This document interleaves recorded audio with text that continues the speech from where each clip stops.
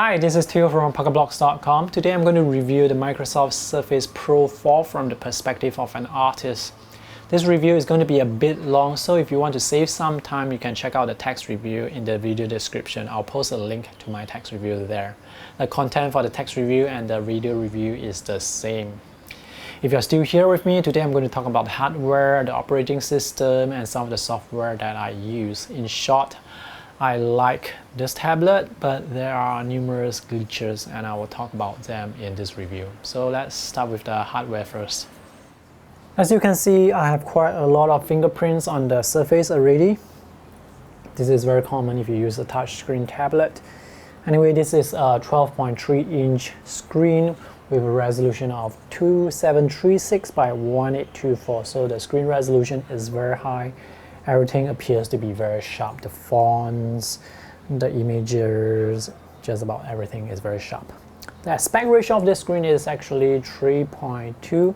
So if you watch a movie that is 16 by 9, you're going to get black bars at the top and bottom, just tiny black bars there. But other than that, I think it's very good if you want to watch a movie with. But you can do a lot more with that, of course. Let's take a look around the edges. Here we have some connector ports for the keyboard. Moving along this side, we have ventilation holes for the fan that's inside. This is the 3.5mm audio jack. Here we have ventilation holes that run all the way across. Power button, volume buttons, mini display port, USB 3 port, very convenient ports here. And this is the port for the power slot, power cable. So if you want to charge it, you charge it here. And behind this flap here, there is actually another port. This is the port for the micro SD. So if you want to increase your storage capacity, you can just buy an external micro SD card and plug it in here. This is very nice. And also this is the flap itself. This is the stand. You can move this stand into any position that you want. This is the maximum tilt that you can get. So if you want your tablet to tilt like this, you can do so. Or if you want it to tilt higher, then you just move it into a position like this. Overall, the construction quality of this tablet is very good, very sturdy, very nice. The glass is very good as well. The Surface Pro 4 comes with the Surface Pen. I will talk about this pen more later on. You can also buy other accessories for it, for example, a case. After I bought this case, this is the case made by Incipro INCIPIO. After I bought the case, I realized that it made the tablet much thicker. Even though the case is quite thin, it still made the tablet thicker. So you might want to buy a sleeve instead. Another thing that you might want to consider is a type cover. The type cover is very nice. The texture on this is like some sort of a matte velvet texture. There's this large tracking pad, and the keyboard is full size and it's backlit when the environment is dim. It's really nice to type on, very, very nice. And overall it looks really great. This is on the other side. And it's really very easy to fix the keyboard onto the tablet because this part here is actually made out of some strong magnets. So you just move it into position. Hear that? That is the keyboard snapping to the tablet, and that's it. So, and there's another piece of magnet here that clips onto this area here. So you can just clip it on like this if you want to have a little bit of a tilt here. Or you can use it like this if you want your keyboard to be flat. So you can open up the kickstand and your tablet will stand something like this. Very nice. However, the keyboard is not very useful when you are using keyboard shortcuts in Photoshop, for example. Let me open up Photoshop to show you why.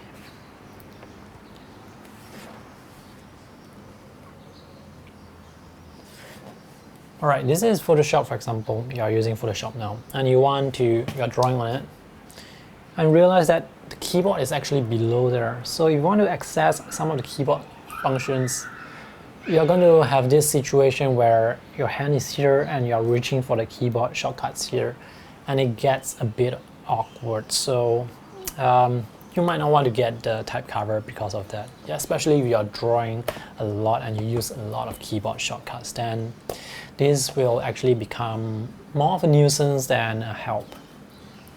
In which case, I would recommend you get a Bluetooth keyboard, something like this. There's no easy way to keep this in your bag, but this is much better than the type cover, because now you can put the keyboard on the left side. You can use Photoshop on the screen and you can just access the keyboard shortcuts like that. Microsoft also produces another keyboard, which is the so-called universal foldable keyboard.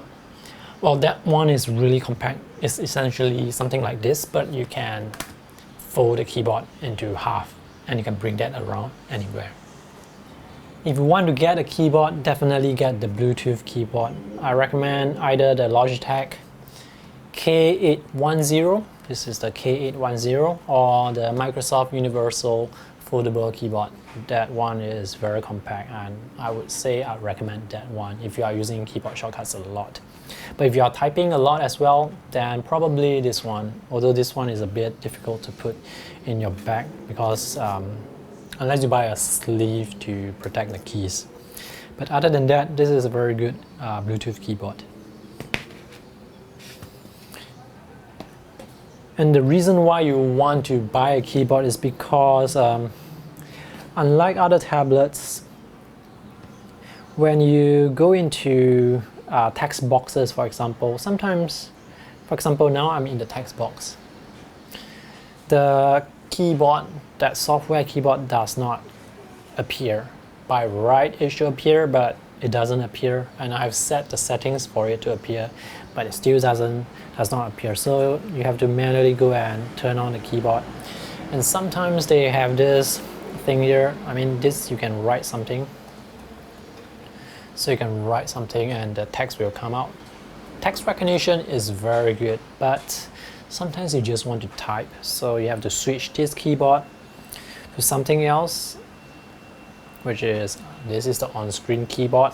So this on-screen keyboard does not appear automatically, and it's really very troublesome to have to switch this on and off all the time. So now I switch it off, and now I switch it on again, and now I'm in this mode again. So I have to go there, click this and click this. So additional button presses, it's a nuisance basically, it's a nuisance. Microsoft should make this work perfectly. This to me is a glitch, really. Okay, so now I'm going to show you some of the drawing software that I use. By the way, this system that I'm using today is powered by Intel i5. That's a dual core 2.4 gigahertz. I have 8 gigs of RAM inside. I think 8 gigs of RAM is enough if you do light graphics work. But if you do very intensive stuff, you would like to open a lot of applications, then by all means go get the model with 16 gigabytes of RAM. The storage capacity is 256. They have storage capacity up to 1 terabyte. But if you get the 256, you have the option, if you remember, to buy external storage and plug it in. So that is very good for helping you save money, or if you need to upgrade storage in the future. Let me show you some of the drawing apps that I use. The 3 main drawing apps that I use are Mischief, MIDI Bank Paint, and Photoshop CS6 in this case. I use Mischief and MIDI Bank Paint most of the time. I do not use Photoshop CS. There are also other drawing apps as well, such as Sketchup, Paint2, Sai, this is Artrage, there is also Krita, this is Wacom Bamboo Paper. This, by the way, is a full computer. What that means is you can install desktop software. Some of these are desktop software, some of these are tablet software. So if you want to look for tablet software, you can go to the Windows Store here and find any drawing software from the Windows Store. If you want to buy and install desktop software, you can just go to the software website to do that. So Photoshop, for example, is our desktop software. Let me just show you some of the drawing performance of the software. For example, Mischief. This is really enjoyable to use, especially with the Surface pen. This, by the way, is a new Surface pen. There are two shortcut buttons. One is here, it's hidden here, so you can actually click here. And the other shortcut button is at the back. And this is the eraser. And this is a tip. It's like some sort of a felt tip. It's not hard tip. It's some sort of felt tip. So it gives you extra resistance when you're drawing on the screen. So if it's not too slippery, you can get better control. So that tip is very helpful. And this pen is powered by a battery, a very small battery here. Replaceable. They say that it can last for 1 year. This is AA battery. So let me make sure to put it in correctly. Put it in and twist it.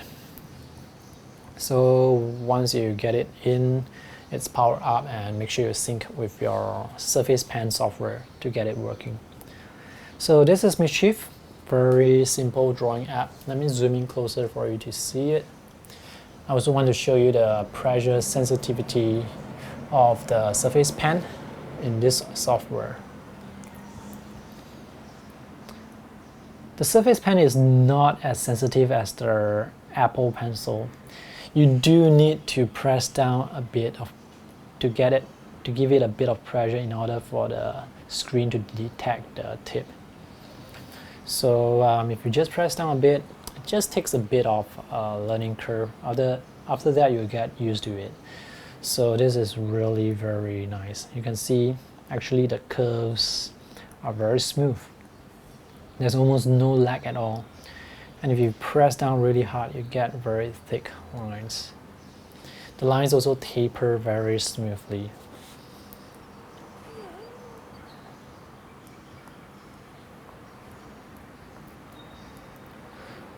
I really enjoy drawing with this software because it just works. Mischief comes with, oh, okay. I think there's some, can you see this dot here? Sometimes there will be this little dot there that appears at the end. And that happens when you lift up the pen too fast when you are drawing, for example, like this. That is something to take note of. So if you draw very fast and then you lift it up, you're going to see those little dots there. But if you're just drawing normally, I guess, not a problem at all. So this is Mischief. Let me clear the canvas and close this. And let me open maybe Sketchup. So one of the cool things about having the Surface Pro 4 is you can install desktop software, and you do not get 3D software like this with the iPad. So you can just install SketchUp and you can do some 3D modeling with it. The graphics card that is included in this Surface Pro 4 is the Intel 520, which is not very strong, not very fast, but it's sufficient enough to do some very simple animation or 3D rendering. Maybe not animation, but 3D modeling. So you can see I'm trying to use some finger gestures with this software. Sometimes you get this thing like maybe you can use finger gestures, but actually the software does not support that. So in this case with SketchUp, it is best to use it with a normal mouse instead of the pen. I feel that it's very strange to use with a pen, although you can do that, but it's very strange. Let me just pan around to show you how fast this can go. So where's the panning? Okay. You can see that the panning speed is quite decent. Let me zoom in. Let me try and zoom in. So it does support some finger gestures, but not all. So if you want to use SketchUp, yes, you can do it, but definitely not 3ds Max or Maya or things like that. The stronger, more powerful software. Next up, I'm going to show you MIDI Paint Pro. The storage drive is SSD, so it launches applications very fast. Everything is very snappy. If you power on the Surface Pro the first time by using the power button, it's going to launch very quickly. And here I'm going to talk about one problem, which is the user interface. This is not too bad. This is still quite alright for MIDI Bank Paint. You can see all these buttons here, these menus here, all these are quite small, and it's a bit difficult to use on this high resolution screen. Actually, this software is more comfortable to use on a screen that has lower resolution, such as the 1080p resolution screens. So these are a bit too small, a bit uncomfortable for me to use, because you need to be very careful when pressing when going in to click on the icons, just to make sure that you get the correct icon. But other than that, this is a very powerful software. Again, another problem. Notice I tried to zoom in. I mean, it doesn't always work. I'm not sure why it doesn't always work, but just now it gave me some straight lines. So usually when that happens, I have to go in with 2 fingers to do this. This always works.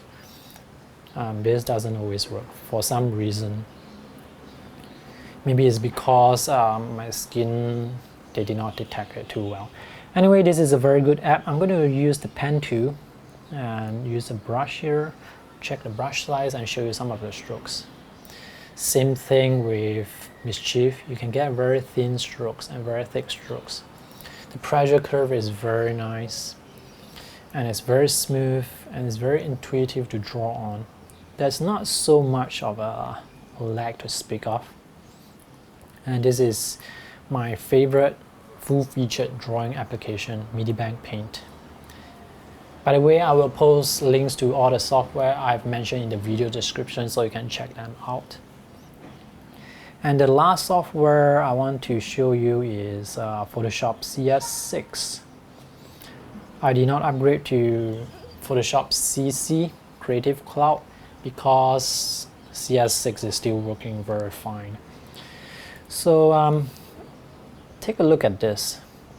This is the application. Check out how small those buttons are. This is, I would say, unusable. It's just unusable because it's so small. And once you get to the area, it's quite difficult to click on them. I mean, you can click on them, but it's not easy to click on them because they are just so small. And check out this area here. This is so tiny. And because they are so tiny, the words are also very difficult to read as well.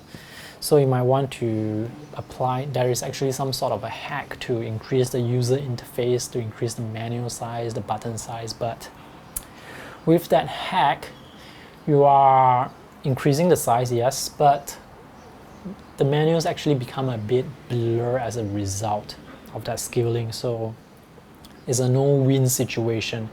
You would have to upgrade to Photoshop Creative Cloud if you want bigger menus, and that would represent extra cost. So this is something to take note of when you are using Photoshop, when you're using Adobe software that is older than the Creative Cloud version. So this is something to take note of.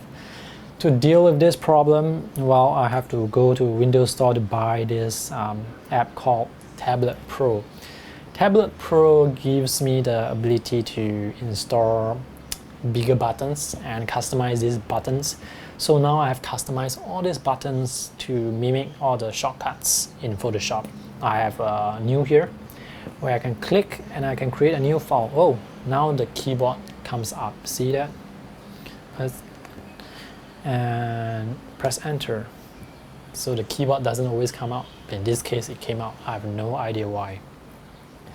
There is no finger gestures in Photoshop CS6, so this is not optimized for touch screen tablets. And now I want to increase my canvas size. I just hit the button here. I want to choose a brush. I hit the B button and choose this small icon here, which is a brush, and show you some strokes. Straight away, I want to show you the problem I have with Photoshop, which is this area here. Let me zoom in. Oops.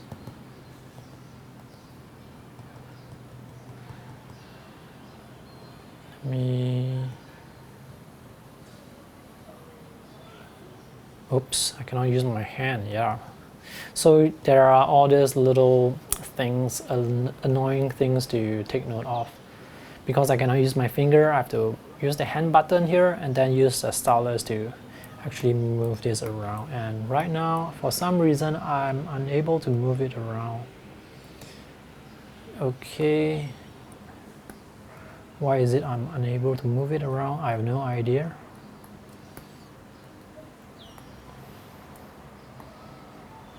Okay, I want to show you this area here. Notice that the taper of this stroke is not very smooth. It's a bit weird and it doesn't taper to a sharp point.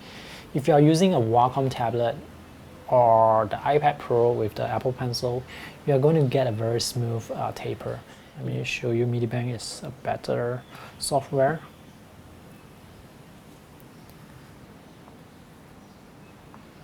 Create a new file.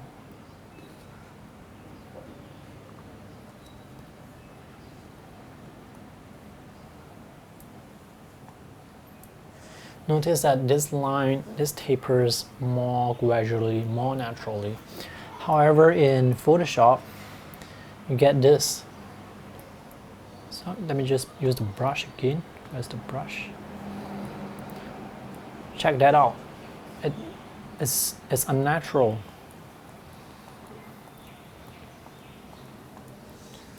So this is the problem I have with Photoshop, and that's why I don't use Photoshop for drawing as much. I use it a lot for editing photos, graphic design, but when it comes to drawing, nowadays I just prefer MIDI Bank Paint. And when you are installing Photoshop for the first time, you might actually find that your surface pen, the pressure sensitivity, it doesn't work in Photoshop, and that's when you have to go and find the appropriate driver to install, because for some reason there's this driver, pressure sensitive driver or pen tablet driver, that doesn't come with this tablet, and you have to install that in order to get Photoshop working. And this problem only happens to Photoshop. I don't know why. It just happens to happen with Photoshop. With other software like Krita, Paintside, and Mischief, MIDI Bank Paint, Wacom Bamboo Paper, no problem. Just with Photoshop, you have this issue. So it's very irritating. And the process of you finding out where to find the drivers, that's also quite irritating, because you don't know which one is the correct driver. Anyway, I found the correct driver. It's all in the video description, in the link there, so you can check that out. So there are a lot of different hacks that you can use, and that is one of my problem with the Surface Pro 4. You sometimes need to install all these hacks to get it working, like these buttons here, because the menu buttons are too small in Photoshop. So yeah. So when it comes to drawing experience, when I'm using MIDI Bank Paint, I would say it's close to excellent. MIDI Bank Paint is really a very nice software. The pressure sensitivity works very well. Palm rejection works very well as well. And now I'm resting my palm on this screen. I do feel that it gets a bit warm, but it's not so much of a problem. It's not like super hot. You still can draw on it, just that it feels a bit warm. And one other thing I want to mention is the other glitches of Microsoft OS X. This is Windows 10.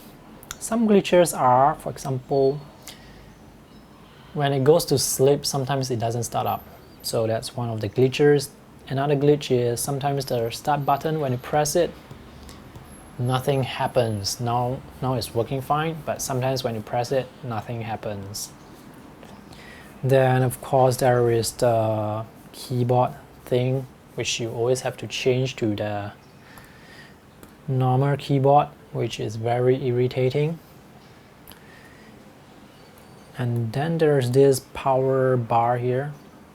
The power bar, I find that sometimes I'm not able to change the brightness settings, but that's quite rare. Yeah, this is 70% now.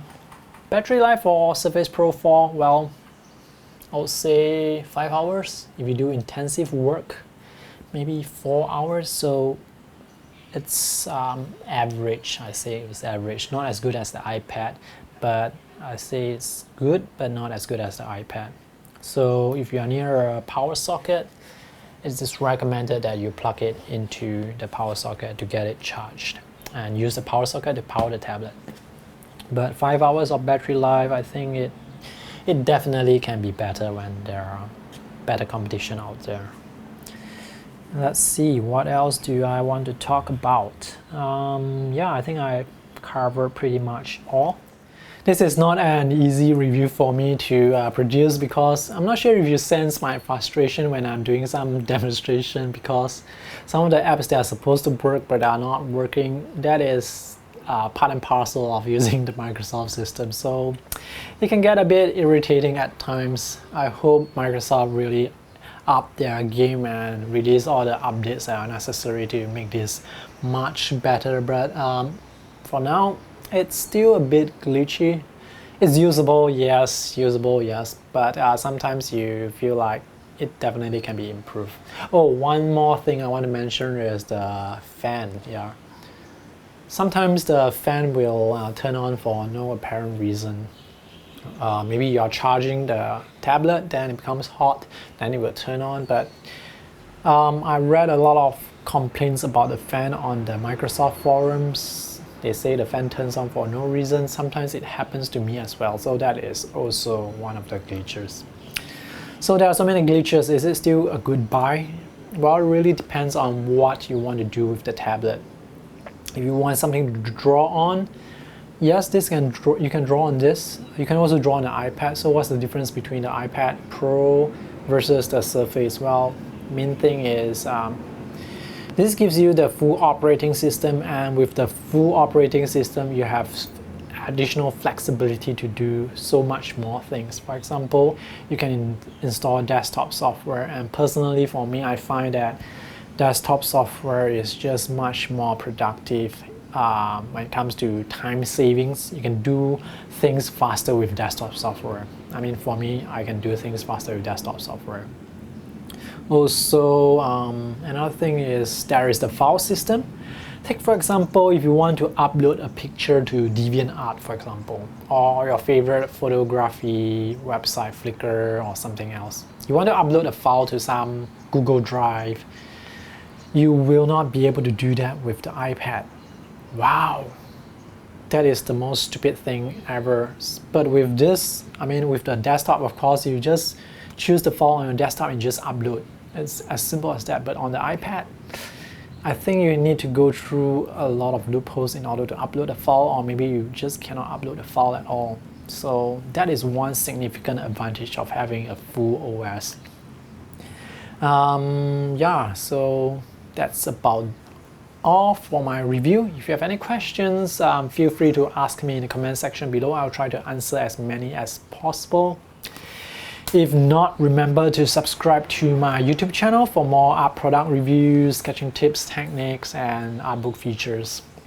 Thanks for watching. Have a nice day. See you in the next video. Bye.